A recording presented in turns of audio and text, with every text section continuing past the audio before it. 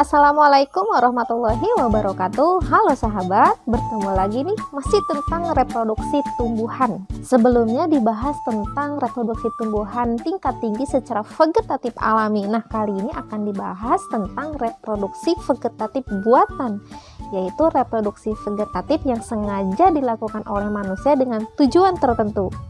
Sahabat, di awal video tadi saya sedang melakukan perbanyakan pada tanaman katuk. Dengan cara apa ya? Tadi pertama saya memotong bagian batang tanaman katuk, kemudian membuang sebagian ranting dan menanamnya di dalam pot. Nah, cara perbanyakan tersebut dinamakan dengan stek ya sahabat.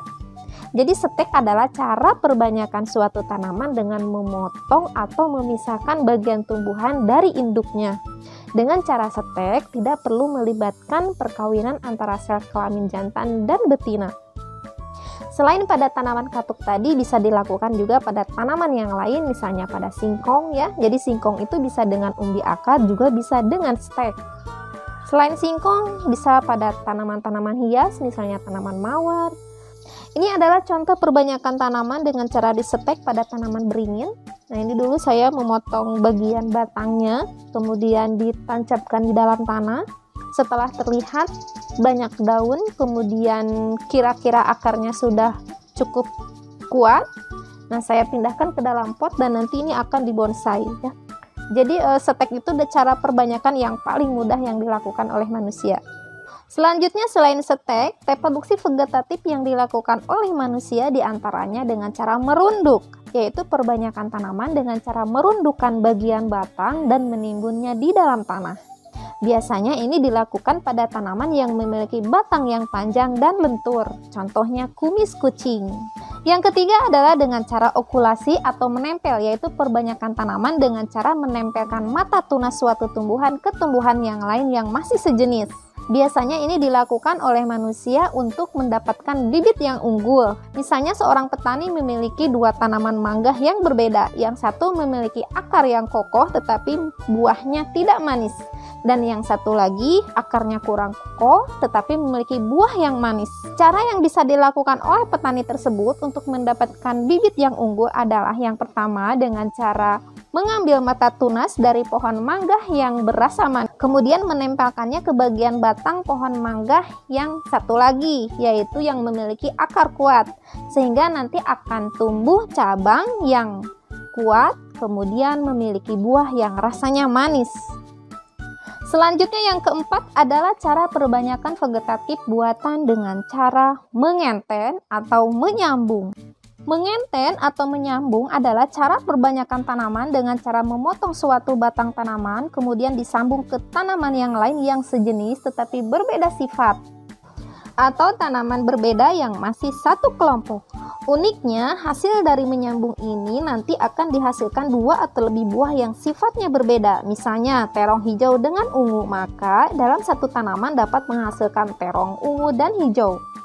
Sahabat, selanjutnya adalah dengan cara dicangkok. Apa itu cangkok? Cangkok adalah cara perbanyakan tanaman dengan menumbuhkan akar pada bagian batang tumbuhan. Tujuan mencangkok adalah untuk menghasilkan sifat keturunan yang sama dengan induknya seperti vegetatif yang lain. Mencangkok hanya bisa digunakan pada tanaman yang memiliki biji keping dua atau tanaman dikotil atau tanaman yang berkayu. Dan agar hasil cangkokannya bagus, yaitu harus memilih tanaman yang tidak terlalu tua dan tidak terlalu muda, serta akarnya yang sudah kuat. Ini adalah contoh pohon jambu kristal yang sedang dicangkok. Batang yang kita pilih adalah batang yang lurus dan tidak mengandung penyakit. Cangkokan ini usianya sudah lebih dari 1 bulan, bisa kita lihat sudah tumbuh akar yang banyak, warnanya sudah coklat. Itu tandanya tidak akan lama lagi cangkokannya bisa kita potong dan ditanam di lahan yang kita inginkan. Nah sahabat, ini adalah contoh pohon hasil cangkokan jambu kristal yang dicangkok sekitar 8 bulan yang lalu dari tanaman induk yang tadi saya tunjukkan sebelumnya.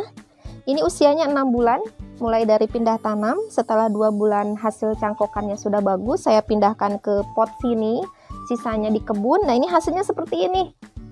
Pohonnya tidak tinggi ya, jadi enak sekali kalau metik, tinggal ngambil. Bahkan ini lebih tinggi badan saya. Kemudian ini buahnya lebat, ini termasuk buah ini saya petik tadi pagi. Ini calon buah barunya juga banyak. Ini sudah terjadi penyerbukan dan pembuahan. Bunganya sudah rontok dan ini ovariumnya sudah mulai terbentuk buah ya. Nah, ini juga ada, ini ada ya. Dan ini buahnya hasilnya itu besar dan manis sama persis dengan buah yang dipetik dari induknya yang tadi ya. Jadi hasilnya itu seperti ini. Jadi keuntungan mencangkok itu yang pertama hasilnya sama persis dengan induknya, kemudian pohonnya tidak tinggi ya, dan cepat berbuah. Ini baru usia sekitar 6 bulan, ini sudah cepat berbuah seperti ini. Nah, bagaimana cara memindahkan hasil cangkokan ke dalam pot? Ya, kita sebut dengan tambula pot ya, tanaman buah dalam pot. Sahabat bisa simak video yang lainnya ya. Nah, sahabat, tadi saya menunjukkan contoh tanaman hasil cangkokan yang memiliki keuntungan. Yang pertama, pada tanaman buah cepat berbuah, batangnya tidak tinggi, kemudian sifat keturunannya persis dengan induknya, buahnya manis dan besar. Nah, kali ini saya ingin menunjukkan bagaimana sih cara mencangkok yang benar. Simak videonya ya. Nah, sahabat, sebelum dilakukan pencangkokan, yang pertama adalah memilih induknya. Pastikan induk yang akan kita cangkok adalah tanaman yang berkualitas baik, tidak mengandung penyakit, kemudian memiliki perakaran yang sudah kuat. Ini contoh saya akan mencangkok tanaman lengkeng yang sudah berusia sekitar 5 tahun. Kemudian perakarannya juga sudah kuat dan sudah berbuah lebat. Ini buahnya sangat manis dan berdaging tebal.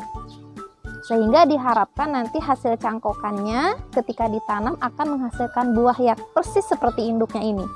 Kemudian kita siapkan alat dan bahan. Yang pertama ada tanah yang lembab dan subur tentunya. Kemudian ada pisau, nanti untuk menguliti bagian kulit batangnya. Kemudian ada plastik yang sudah diberikan pori-pori kecil. Kemudian ada tali nanti untuk mengikat bagian ujung plastiknya. Langkah pertama adalah pilih batang yang akan kita cangkok. Saya memilih batang ini yang lurus, diameternya sekitar 2-3 cm. Kemudian kita pilih titik mana yang akan kita cangkok. Yang pertama adalah tentukan titik yang akan kita kuliti. Ini sekitar 5 cm, tergantung diameter batang yang akan kita cangkok ya. Kita buat seperti ini. Kita buang kulitnya, hati-hati ya.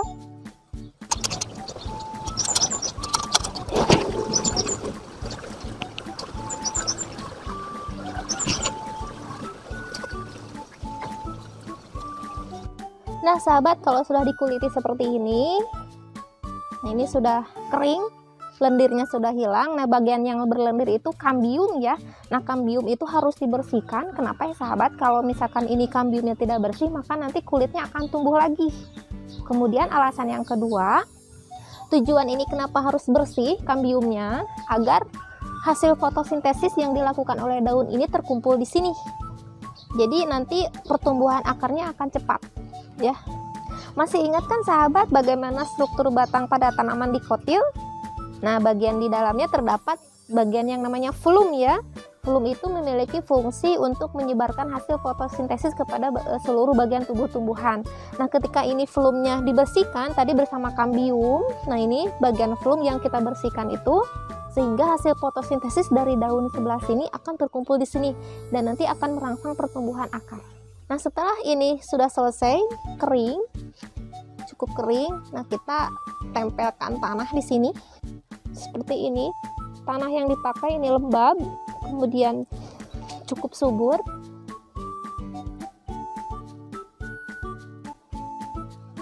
Kemudian kita bungkus dengan menggunakan plastik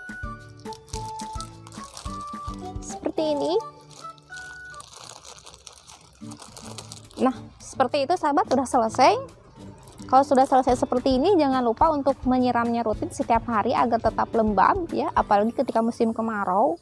Dan nanti kita bisa melihat setelah beberapa minggu kemudian akan mulai tumbuh bakal akar sini warnanya putih, dan lama-lama nanti akarnya akan berwarna coklat. Dan sekiranya sudah cukup waktunya sekitar 2 bulan ya untuk tanaman lengkeng, nah itu nanti kita potong bagian bawahnya, bukan bagian sini ya. Kalau di bagian sini nanti ini tidak terbawa, jadi kita potong bagian sini, dan nanti kita bisa tanam di lahan yang kita inginkan, bisa di tanah langsung ataupun di dalam pot, tergantung lahan yang kita miliki. Nah itu sahabat, bagaimana langkah-langkah yang harus kita lakukan dalam proses mencangkok. Bagaimana kalian mau mencobanya di rumah? Keren ya kalau kalian mau mencoba, dan ini banyak keuntungannya ya. Jadi memperbanyak tanaman dengan cara dicangkok memiliki keuntungan, diantaranya tadi yang pertama, batangnya tidak terlalu tinggi, kemudian cepat berbuah, dan hasil keturunannya sama persis dengan induknya. Baik sahabat, demikian penjelasan mengenai reproduksi vegetatif buatan pada tumbuhan tingkat tinggi, mulai dari stek, merunduk, okulasi, mengenten, kemudian mencangkok. Semoga dapat dipahami dan bermanfaat buat sahabat semuanya, dan sahabat bisa mencobanya agar pembelajaran lebih bermakna. Pantengin terus channel ini ya. Terima kasih atas perhatiannya. Assalamualaikum warahmatullahi wabarakatuh.